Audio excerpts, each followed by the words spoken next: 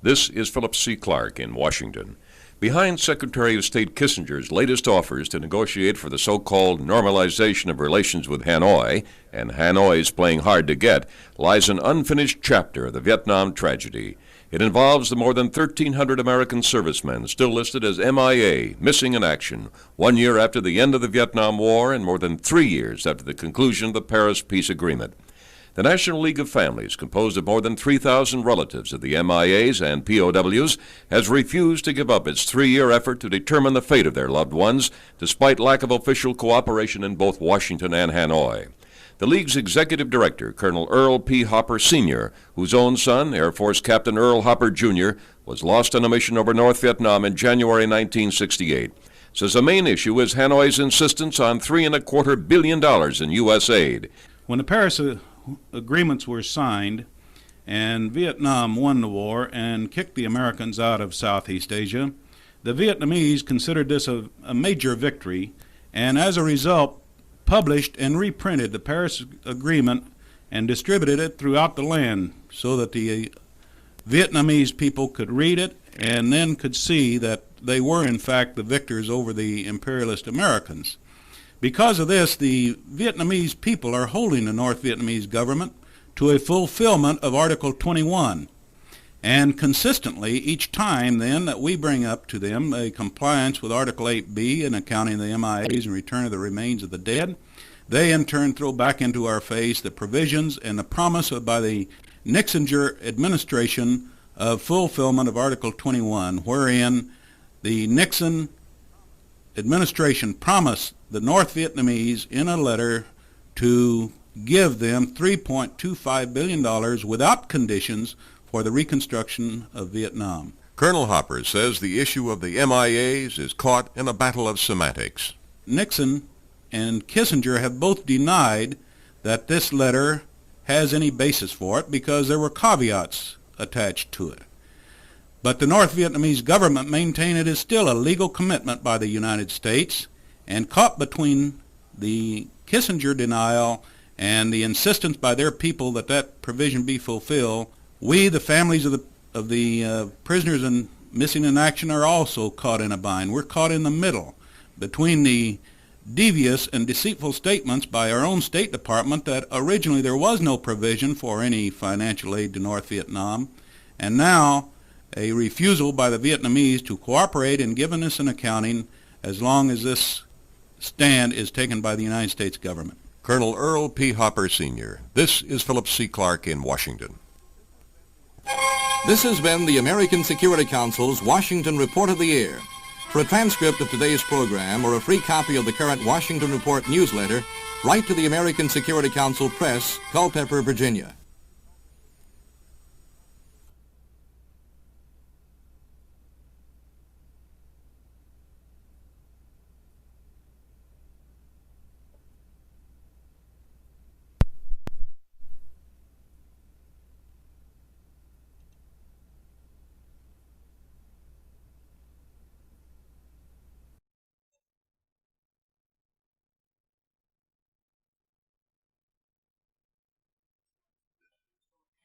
This is Philip C. Clark in Washington.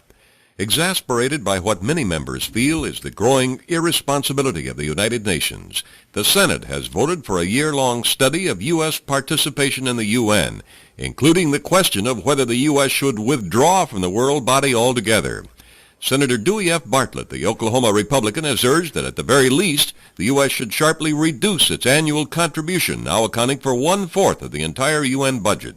The new majority in the UN, by circumventing the Security Council, has shifted some political power to the General Assembly. Through procedural credentials challenges, they have, in Orwellian style, made the 15 million citizens of Taiwan non-people, even though Taiwan is larger in population and more legitimate in the sense of governmental legitimacy than are many other members of the UN.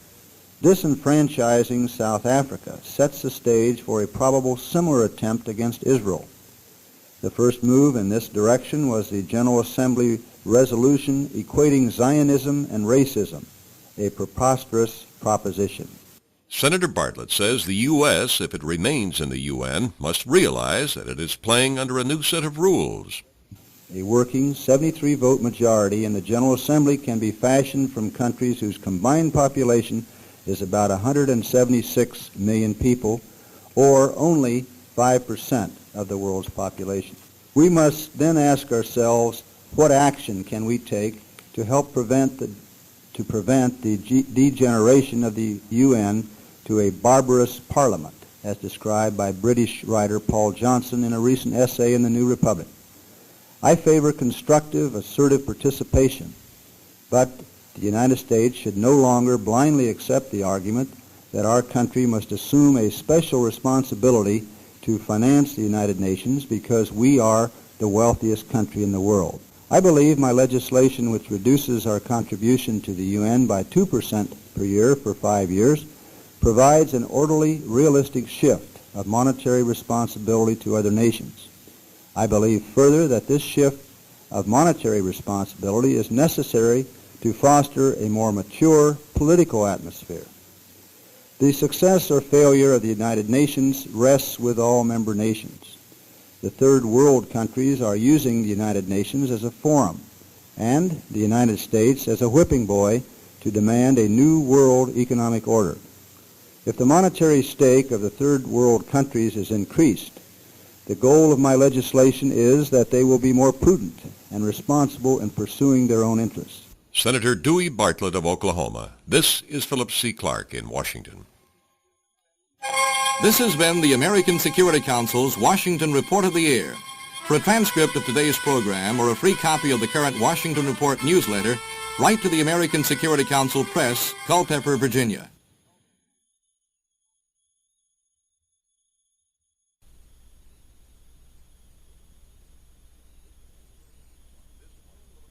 This is Philip C. Clark in Washington.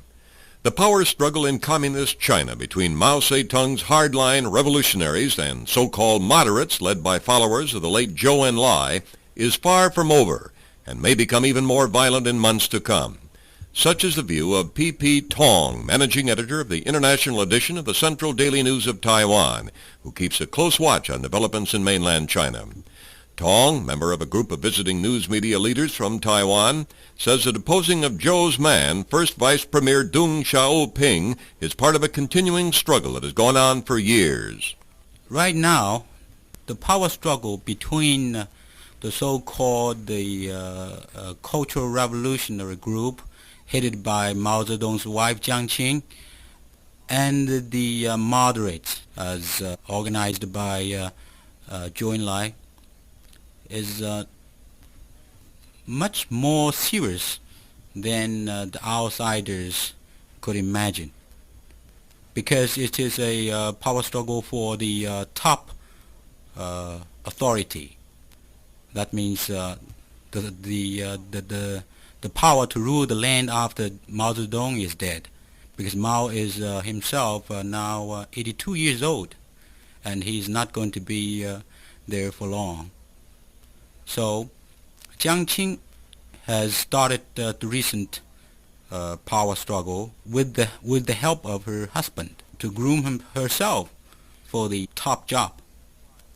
And that's why Hua Guofeng was picked up as the acting premier instead of Deng Xiaoping, who has been regarded in the West as the logical successor to Zhou after Zhou's death in last January. Tong says what has happened thus far, the rioting in Peking's main square and the threats of retaliation by the ruling Maoists, is only a sample of what is in store.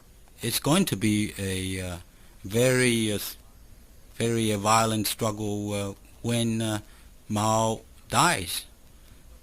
And this struggle will continue, of course, after Mao dies. It is not wise to say that Deng Xiaoping is completely out of power now. The recent struggle initiated by Jiang Qing's group, that they are using the urban militia people, and it was designed to counter the People's Liberation Army.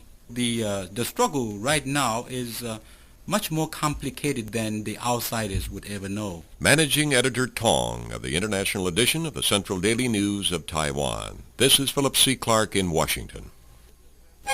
This has been the American Security Council's Washington Report of the Year. For a transcript of today's program or a free copy of the current Washington Report newsletter, write to the American Security Council Press, Culpeper, Virginia.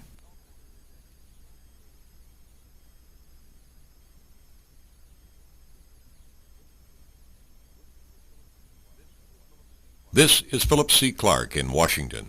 Ever since the 1973 Middle East War and the crippling oil boycott, many Americans have thought of the Arab world as a lost cause. Not necessarily so, says retired U.S. Ambassador Parker T. Hart, who served 25 years in the Middle East. In fact, says Hart, Egypt's turn from the Soviet Union to the U.S. is indicative of a hopeful new trend in the Arab world. I feel that the American role in the Middle East over the past few years has taken a new realistic turn, and that the position of the United States in the area as a whole has rather improved, contrary to many popular assumptions.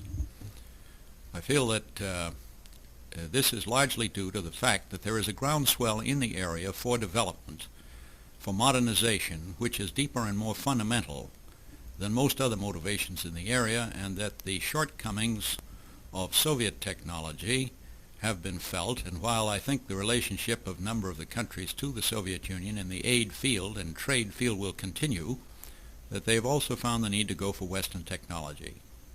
And this has meant very heavy emphasis on American technology as well as on Western European and Japanese. Ambassador Hart says Egyptian President Sadat's westward turn served to accelerate a development underway in other Arab lands. In Iraq today, Western businessmen, American businessmen included, are most warmly welcomed because they can bring a technological aspect to industrialization efforts of the country, which has been needed very badly. One of the difficulties has been that the Soviet relationship has meant that many of the industrial facilities brought in under trade agreements with the Soviet Union have not been quite modern enough. The supplies and spare parts and the servicing, the maintenance of these facilities have been difficult and often lacking, I think reflecting a condition within the Soviet Union itself. And consequently, they do need the Western help. That doesn't mean they're cutting their ties with the Soviet Union, but it means a new emphasis, and I think it's quite pronounced and quite perceptible in Syria, and certainly in Egypt. It's been radical. Hart says the Arab world's emphasis on economic aid and development has acted to discourage any would-be military moves by the major powers. Any force play by the Soviet Union would kill their position throughout the area, and automatically, just as one by us would do the same.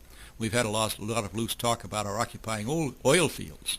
Well, if we ever were foolish enough to undertake a measure of that kind, we would burn our bridges with the entire area. Ambassador Parker T. Hart, with some advice and some hopeful signs in the always volatile Middle East. This is Philip C. Clark in Washington. This has been the American Security Council's Washington Report of the Year. For a transcript of today's program or a free copy of the current Washington Report newsletter, write to the American Security Council Press, Culpeper, Virginia. That's the American Security Council Press, Culpeper, Virginia.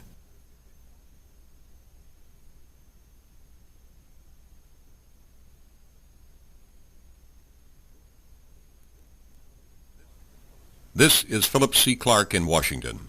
A British Defense Ministry report on Soviet military production reveals that the Soviet Union is stepping up its arms build-up at an ever-increasing rate.